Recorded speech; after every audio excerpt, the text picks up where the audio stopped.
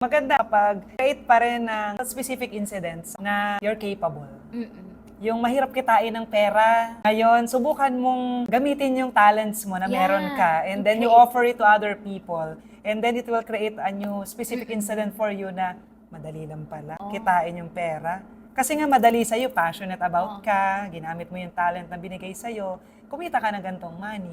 Hindi pala kailangan mag-work hard ng 8 to 5 para kumita ng ganito. Mag-create ka ng mga evidences na it's possible para ma-transition yung belief mo dati na mahirap kitain to madaling kitain yung pera.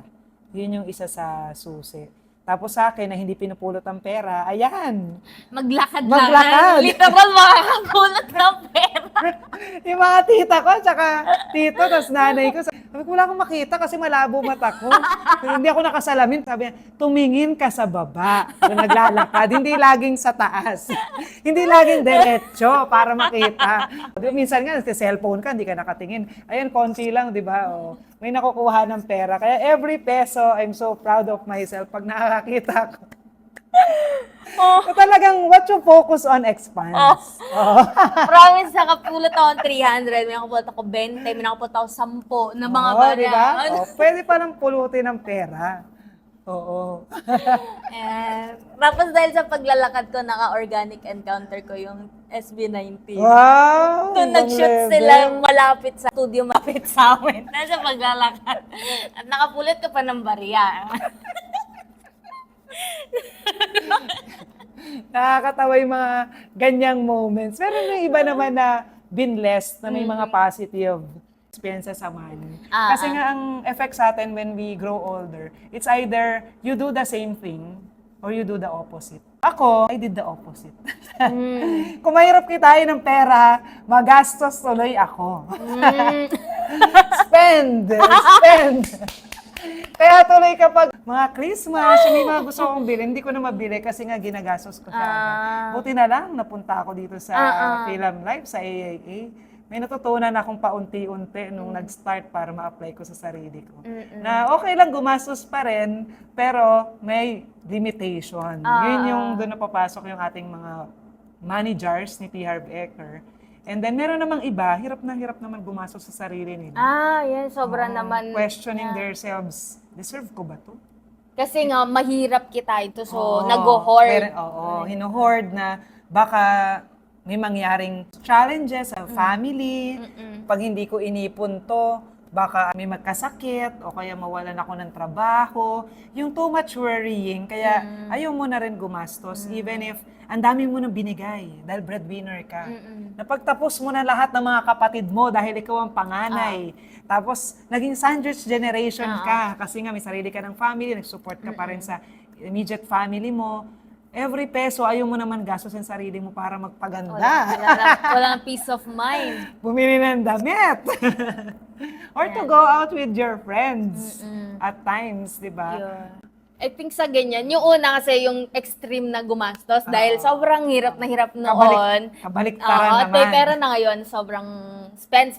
So may ibang doon, may ibang dapat gawin doon. Iba naman yung sa situation na dahil hirap sa pera before, ngayon nagkakapera, takot kang pakawalan. Yes. Kasi nga, so dito naman papasok yung may iba-ibang tools na pwedeng gamitin para dyan kung may kinakatakot na peace of mind, wala, di ba? So, nandun yung emergency fund, unti-unti mong i-build yon. Nandun yung mag-try ka mag-research about investment na suitable sa risk appetite mo. Nandun yung kumuha ka ng insurance kung takot ka talaga, di ba? Yung sa hospital bills or pag nawala ka pa yung family mo, kumuha ka ng life insurance, mag-plan for your retirement.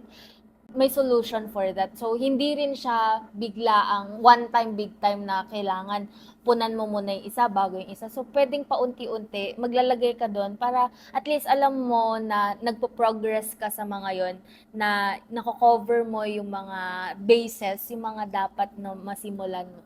And then, i-allow mo yung sarili mo na ma-enjoy din yung pinaghirapan mo. Doon mo masasabing kapag gusto mong mag-concert, ganyan, kahit hindi ka naman mag-VIP, basta nandun ka sa concert place, kasama yung favorite artist mo, deserve mo naman yon. Sa ano din po, sa Millionaire Mind. Intensive, yon. Nandun yung saver ako. Di ba may spender? Spender. Ikaw yon. Saver ako. Yung sa amin, yung pambalance sa saver, kasi puro kami save. Kailangan i-increase namin yung play jar namin. I-increase namin na pag nag-spend ka, dapat i-train yung sarili na hindi ka ma-guilty na nag-spend ka for yourself. Kasi unang-una, nagampanan mo na yung responsibility mo. And again, money is a tool. Gamit siya, wala siyang emotions. Yung sobrang tayong may emotional attachment dun, yung money, wala siyang emotional attachment sa atin. Kasi tool lang siya. Ang tool, it makes our life easier. So kung yung money, na-serve niya na yung purpose niya to pay the bills, na-serve niya na yung purpose niya to put food sa table nyo, na-serve niya na yung purpose niya ng mga yon, check na yon. Then, yung kapag may money pa na natira doon, deserve mo na kung ano man yung, di ba, nagpapasaya sa'yo. Ano ba yon? Hair ba yan? Hair spa? Or bagong damit? Deserve mo na yon. Kasi doon masasabing na-serve ng money yung purpose niya sa'yo. It's a good servant, but it's a terrible master. Wah, terrible master na, di ba siya na magdidictate talaga kung anong mafe-feel mo, saan mo gagastusin. Pero kung again, na-serve niya na yung purpose niya, ngayon may surplus ka pa, then deserve mo na yun na ano ba yung mga guilty pleasures mo. And huwag ka na mag-guilty dun kung gusto mo mag-ice cream or magpaspa or mag-concert or mag-travel. Doon mo masasabing tama na deserve mo yun. Pero itatrain mo rin sarili mo na hindi ma-guilty, 'di ba? Month in, month out. So kaya kailangan may play jar talaga, important siya. Kasi doon natin mafe-feel sa present na ito yung fruit of my labor. Kasi emergency fund, yung mga ganyan, retirement, sa future pa yan eh. Insurance future pa yan. Pero ano yung magpapa-feel sa'yo na, kaya mas ma-engganyo ka pa mag-work harder. Work hard and smart and happy. And happy, di ba? Lahat na yun, hindi lang hard. Smart and happy. Gaganon ka pa, magsa-cycle pa kasi nag-flow yung money. And lastly pala, yung, di ba yung river, yung sa Israel, yung Dead Sea, wala daw nabubuhay na living organism. Walang fish kasi dead siya. Kasi hindi dumadaloy yung water. Doon lang siya. Yung nare-receive niyang money, doon lang nagstay. Diba? So, dito din sa atin, kapag nakita natin may hindi dumadaloy na tubig, nilalamok, inaano ng lamok and ng insects and mabaho, ganyan. Walang buhay na dumadaloy. So, ganun din saan kapag yung money, hindi natin inahayaang mag-flow. Diba? Parang, imbes na mapabuti tayo, hindi na nasa-serve yung purpose sa atin. So, kapag nag-flow siya, nakaka-receive ka pa ng more, nakakapagbigay ka pa ng more, and masaya ka pa. Ayan. Maganda yung tip na binigay ni Denise. Kasi, dahil nga yun yung experience natin, kailangan natin makapag-create ng bagong habit. Di ba, it takes 21 or 27 days. It takes 27 days to create 1 month a na lang. habit. More It than takes 1 month. 1 month to create a habit.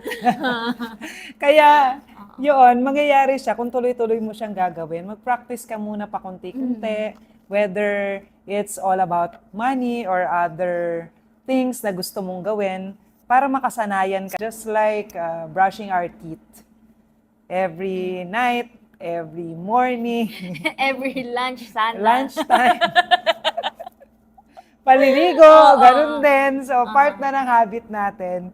And Learned naman yung mga bagay na yun. Hindi naman tayo pinanganak na alam na natin mag-brush ng teeth. Tinuruan tayo nung umpisa, nag-struggle tayo nung umpisa, hanggang sa kaya na natin, hanggang sa lumaki tayo, part na siya ng system natin. So, ganun din yung pag-unlearn ng mga bagay. At pag in-unlearn natin yung isang bagay, hindi siya magiging empty. Kailangan palitan ng better habit, better belief system.